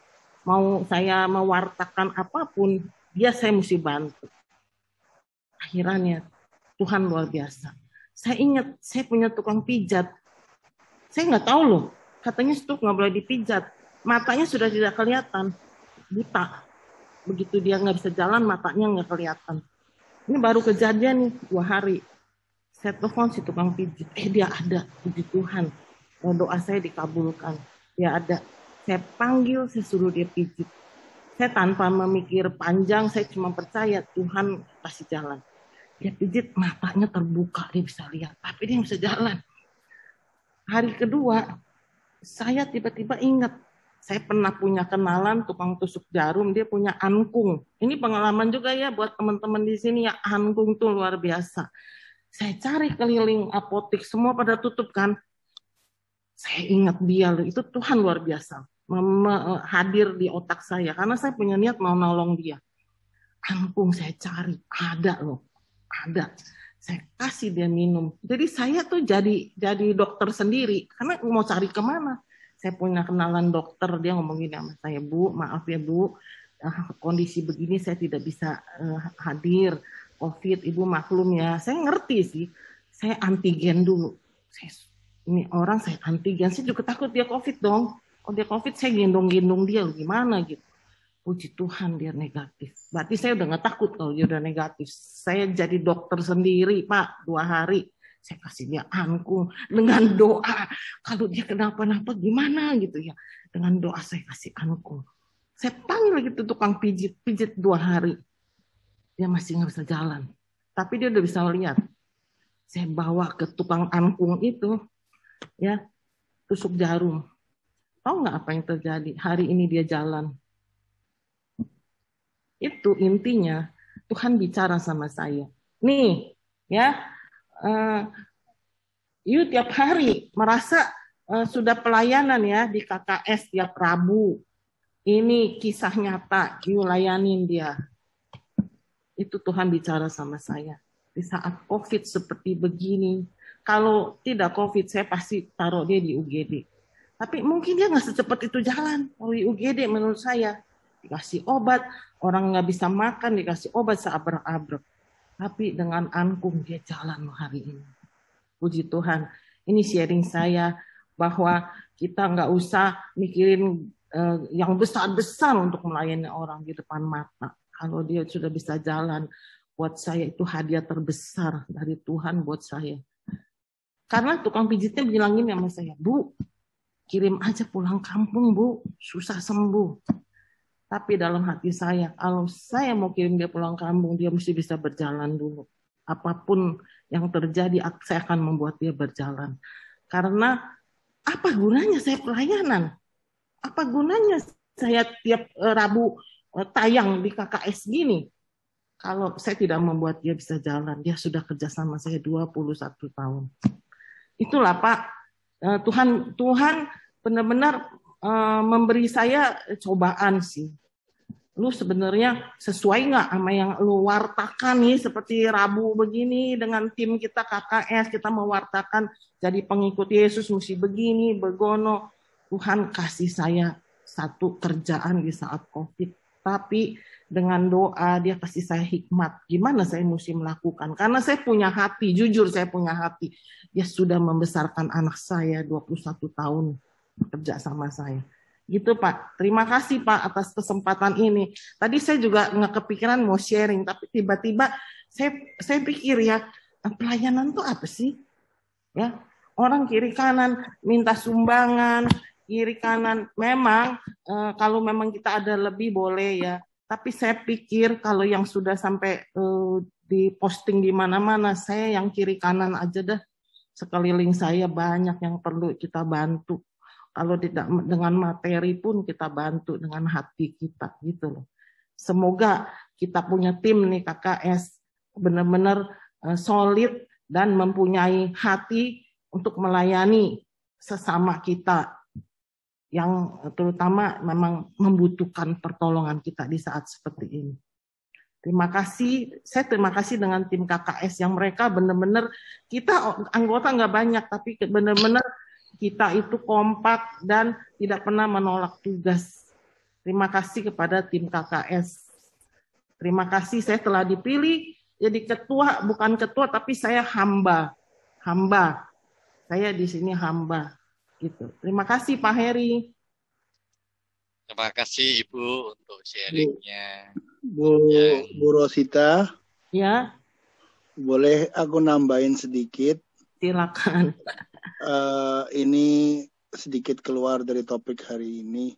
Tadi Bu Rosita mengatakan stroke dan angkung. Ya. Saya cuman kebetulan ini karena ada forum, cuman mau klarifikasi bahwa dari pengalaman saya, bapak saya yang kena stroke, stroke itu ada 2 jenis, pecah pembuluh darah dan penyumbatan pembuluh darah. Penggunaan angkung bagus sekali untuk penyumbatan. Tapi kalau yang pecah pembuluh darah nggak bisa berhenti, malah bahaya. Oh gitu ya. Jadi kalau ibu pembantunya ibu kebetulan tertolong, puji Tuhan. Berarti itu penyumbatan, bukan pecah pembuluh darah. Kalau pecah pembuluh darah dikasih angkung, bisa bocor. Oh gitu bocor. Ya. Makanya saya terima kasih sama Tuhan. Saya jadi dokter sendiri. Kalau dia kenapa-napa juga gimana coba. Tapi saya nggak berdaya. UGD cuma mau tambahan buat yang lain. Takutnya bilang angkung, semua dikasih angkung, repot. Iya, oke. Thank you, Paulus. Cuman saya nggak berdaya, jadi saya sepikiran aja apa yang ada di otak saya. Karena saya udah nggak mungkin bawa dia ke UGD situasi seperti ini. Jangan-jangan malah ketularan, ya kan? Ya, itu saya jadi dokter sendiri, Pak. Jujur dengan pertolongan Tuhan sih. Saya doa, gimana saya punya hati, dia mesti sembuh. Gitu. Dia puji Tuhan, dia sembuh. Ya dalam arti jalan masih diseret dikit, tapi dibanding 2 hari yang lalu, itu udah luar biasa. Itu Tuhan benar-benar menolong dia, menolong saya sih. Penyumbatan. Iya, mungkin dia baru penyumbatan. Dia stroke ringan sih sebenarnya ya. Masih ya itu jenisnya yang penyumbatan, bukan yang pecah pembuluh darah. Oh gitu ya. Ya untuk teman-teman di sini tuh ya dengar pengalaman Paulus, pengalaman saya juga. Angkung bukannya semua main hantem aja ya Paulus ya. Iya. Tapi saya puji Tuhan dia nggak kenapa-napa ya dan dia sembuh. Untung bukan pecah pembuluh darah. Kalau enggak makin bocor. Ya, saya nggak ngerti loh tentang itu. Saya cuman apa yang saya tahu aja gitu loh. Itu. Terima kasih kepada Tuhan. Dia nggak kenapa-napa ya, dia malah sembuh ya. Itulah. Nanti kalau saya sakit manggil Dokter Rosita deh. Lalu Paulus saya kasih kepiting dia apa juga sembuh. Waduh. Mau. Jingkrakan. Pak Heri dan tim nanya bahwa ngasih pengetahuan itu juga pelayanan ya. Pak Paulus, memang kalau pecah atau penyumbatan beda tanda fisiknya apa Pak? Hampir tidak ada sih Bu. Kalau pada saat orang stroke itu ini maaf ya Pak Heri melenceng sedikit. Silakan. Dari pengalaman saya waktu itu bapak saya kebetulan dia seorang dokter gigi sedang praktek, dia kurang tidur dan waktu itu stres, tensinya pecah waktu itu 140/100, bawahnya itu yang menunjukkan dia kurang tidur. Sehingga waktu dia praktek, suruh megang hidung, nggak bisa. Dia megang dagu, megang lagi pipi. Berarti koordinasinya udah nggak bisa. Itu ada sesuatu terjadi di otaknya. Tapi itu biasanya kalau mau tahu pecah apa penyumbatan, taunya mesti di CT scan, Ibu. Oh gitu. Jadi berarti tadi memang istilahnya kuasa Tuhan ya Bu Rosita, artinya ya, dengan niat baik, ya dengan niat baik dari Bu Rosita untuk menolong sesama, lalu juga dengan pengetahuan yang terbatas tapi digerakkan atau dilakukan, akhirnya penyertaan Tuhan juga yang terjadi kan? Benar Bu, benar. Itu makanya saya bilang ya kalau kita punya niat baik, benar Tuhan berkarya. Karena saya setelah dia sembuh, ada orang bilang sama saya tidak boleh dipijat. Tapi saya pijat, panggil tukang pijat, saya nggak berdaya sih Bu. Saya nggak tahu Dan mesti pijat gimana. dikasih angkung lagi. Iya. Tapi dia sembuh loh, puji Tuhan loh. Itu saya tahu Tuhan menyertai dia, menyertai saya juga. Saya nggak tahu, saya cuma so tahu gitu ya. Tapi sembuh loh, Paulus. Cari saya kasih kepiting sembuh Paulus. Ya, itu puji Tuhan bahwa kebetulan kasusnya pembantunya ibu ini dia penyumbatan. Ya. Makanya setelah beberapa hari ibu bisa ngelihat dia sudah bisa ada kesadaran, dia bisa jalan diseret. Ya. Tapi kalau pecah pembuluh darah di otak, dikasih angkung, nggak nutup dia, makin bocor. Waduh. Mati. Puji Tuhan ya dia sembuh ya. Iya, itulah. Tapi yang saya rasakan juga nih ya, ini ya bahwa saya itu jujur ya jarang masuk dapur karena dia kerja sama saya kan udah puluhan tahun dan dia yang masak. Tapi kemarin dia sakit saya masakin dia loh. Artinya apa? Artinya Tuhan suruh saya rendah hati, ya kan? Di saat COVID begini, saya masakin dia loh. Bukan muji diri nih, nah sharing aja ya. Ya kerjasama saya 21 tahun, saya tidak pernah masuk dapur. Beneran. Ya, saya udah menikmati gitu ya. Dia kerja sama saya. Tapi kemarin saya urusin dia loh. Dia nggak berdaya, dia nggak bisa berdiri. Saya gotong dia, saya urus. Tapi saya bahagia bahwa Tuhan kasih saya kesempatan untuk ya saya membalas budi dia lah. Anak saya sudah besar kan, sudah mandiri.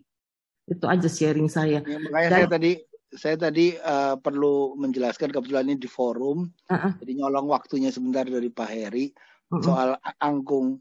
Karena pada waktu itu saya dikasih angkung banyak sekali untuk bapak saya, tapi saya tahan. Terus kebetulan ada orang bilang, untung nggak dikasih, karena bapakmu pecah pembuluh darah di otak. Kalau dikasih makin bocor. Waduh, cilaka. Semua orang nyuruh minum angkung. Gitu. Iya. Terima kasih Paulus. Jadi kita tahu ya mesti diperiksa dulu kali ya tekanan darah. Tapi saya udah panik. Bukan itu pecah, apa penyumbatan itu yang perlu diketahui. Angkung itu apa sih sebetulnya, Pak? Angkung itu obat Chinese medicine. Untuk sebenarnya untuk kalau saya tahu sih untuk otak yang kayak pengencer ya, gitu. Kayak pengencer darah ya. Makanya kalau dia ada bocor ya maksudnya ya.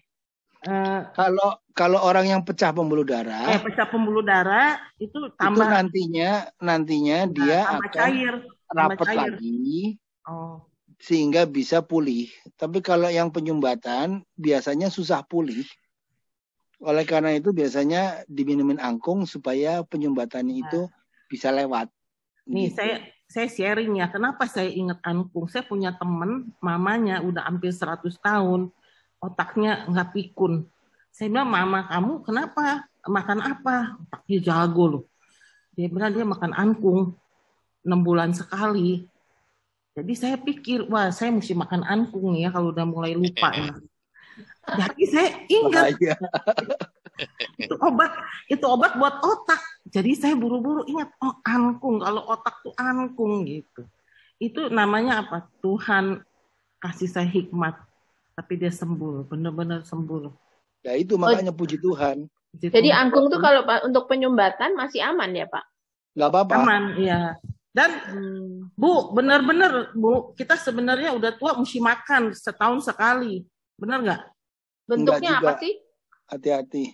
Nah, sebenarnya nih saya nggak mau komen nih. Cuman karena saya juga udah sebagai pelaku, saya juga udah kena stroke, saya udah kena minum angkung juga. Saya mau memberikan ini aja karena Bu Rosita bilang mau minum tiap 6 bulan.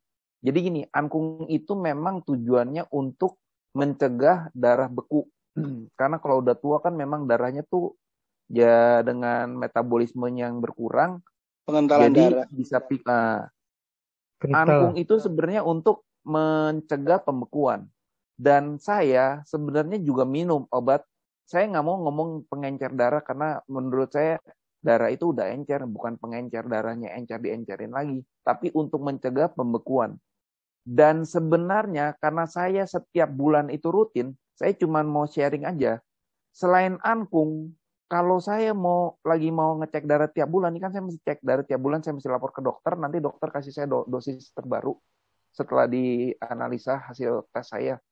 Kalau saya minum kunyit dibikinin sama mama saya, apa sih itu yang kunyit yang oranye, yang warnanya sama bukan lengkuas, kunyit. Temulawak. Kunyit, temulawak sama apa? Pokoknya yang diparut saya minum. Nah, iya, 1 sloki. Itu nanti begitu besoknya saya tes darah saya langsung lebih encer. Jadi poin saya, kalau angkung itu karena kalau yang salah beli itu udah nggak murni, udah ada bahan-bahan yang justru jahat sama tubuh. Itu dokter saya yang di Singapura ngomong. Kecuali memang benar bisa dipastikan obat angkung itu orisinal. Alternatifnya, selain dengan angkung, kalau saya mungkin bisa coba aja. Sekarang kan kita semua masih sehat, Ibu Rosita sehat. Sebelum nanti check up, Ibu minum aja dulu yang tadi temulawak, lengkuas, sama kunyit. Darahnya jadi 3 besok macam dicek. itu aja. Itu ada jual, Bu, namanya empon-empon. Enggak, kalau Jadi saya apa karena aja mama tadi? saya. Itu Apa aja, Pak? Apa satu aja? kemasan. Pak Heri, maaf ya, jadi forumnya forum ini. Enggak memberi pengetahuan kan juga pelayanan. Jangan terlalu berkepanjangan. Kita kembali lagi mendingan ke laptop aja. Nah, ayo balik lagi. Nanti kalau sudah ini ditutup, kita bisa ngobrol lagi, bahas ini. Sementara itu kita balik ke laptop dulu aja. Ini udah makin melebar kemana-mana, ke empon-empon, ke anu, ke ini. Menarik sih, tapi makin menjauh. Nanti aja kalau udah ditutup, kita ngobrol lagi aja. Ya, oke, balik ke laptop. Ya, oke. Ada lagi yang ingin sharing, Bapak Ibu, atau mungkin mau bertanya kepada Pak Heri, dipersilakan. Mungkin saya masih membuka forum ini sekitar 5 menit ya. Sekarang udah jam 8.53. Saya 8.58 saya tutup. Kemudian kita akan foto bersama. Pak San, nanti tolong dibantu fotonya ya Pak. Baik. Jadi dipersilakan Bapak Ibu yang masih ingin bertanya. Kenapa diutus berdua-dua? Kenapa sabuk? Kenapa sepatu? Kenapa mengebas debu? Dan ternyata mengebas debu saya baru tahu itu sebenarnya cuma tanda. Nggak ada lagi artinya, oh debu itu mengotori rumah, debu itu apa itu nggak ada. Ternyata itu cuma tanda bahwa yo mau dibantu tapi yo nggak mau ya. Itu kan buat saya sesuatu yang indah dari kitab suci, itu indahnya itu. Kalau kita bisa menafsirkan, melepas tanggung jawab. Aku sudah membebaskan daripada tanggung jawabku. Jadi nggak ada debu yang menempel di aku, gitulah ceritanya. Pak, soal penolakan tadi dan soal ngibasin debu, Pak ya.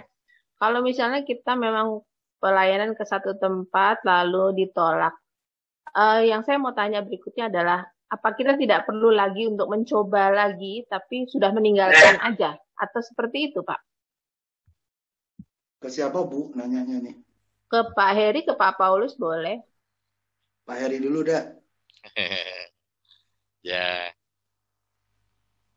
Yang intinya itu sebetulnya kalau kita ditolak itu kita nggak boleh marah.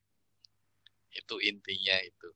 Jadi kalau kita mau balik lagi, mencoba lagi, itu kan malah nilainya plus berlebih ya. Kita sudah nggak marah, malah mau baleni istilahnya, ya kan? Jadi betul-betul semangat melayaninya itu besar sekali.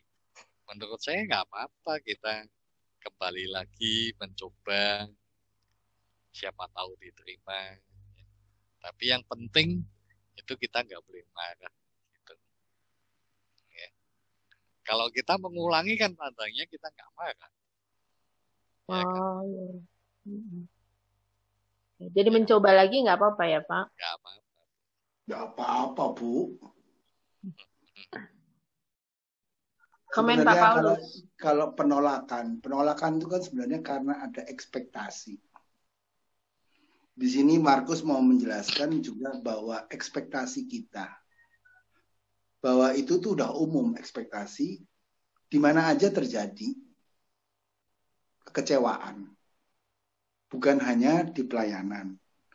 Namun yang sering terjadi adalah dalam pelayanan kita memberitakan sesuatu yang baik, ekspektasi kita baik, lalu terjadi penolakan.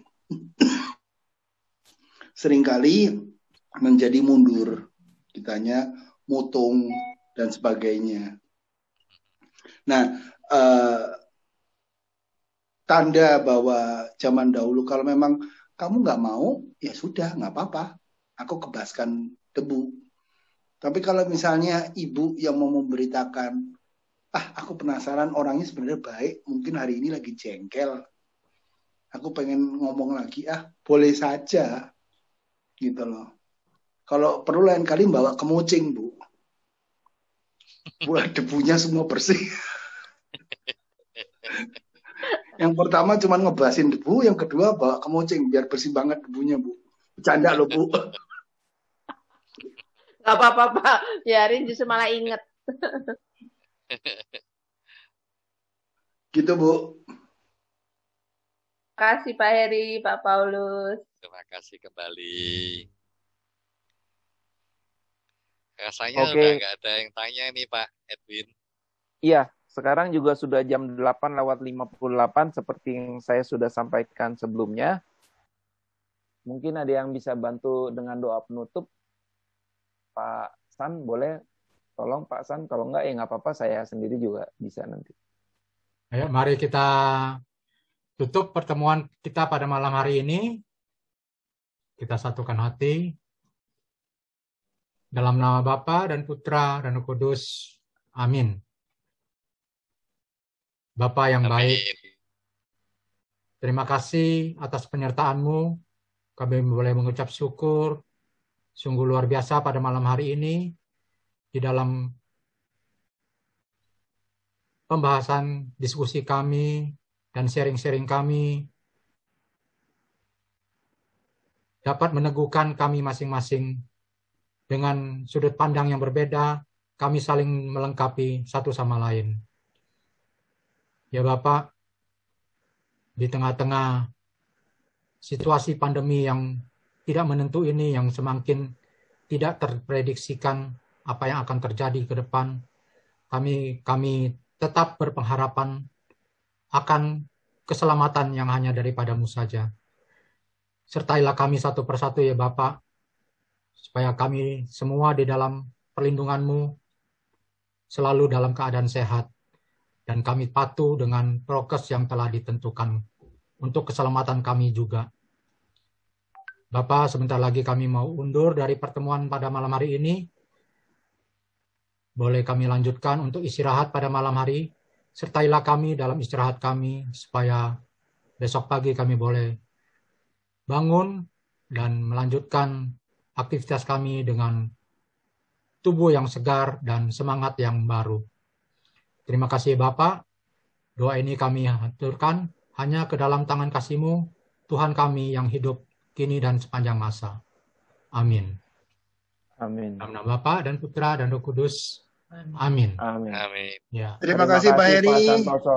Terima kasih sama-sama. Terima kasih Pak Heri. Terima kasih Pak.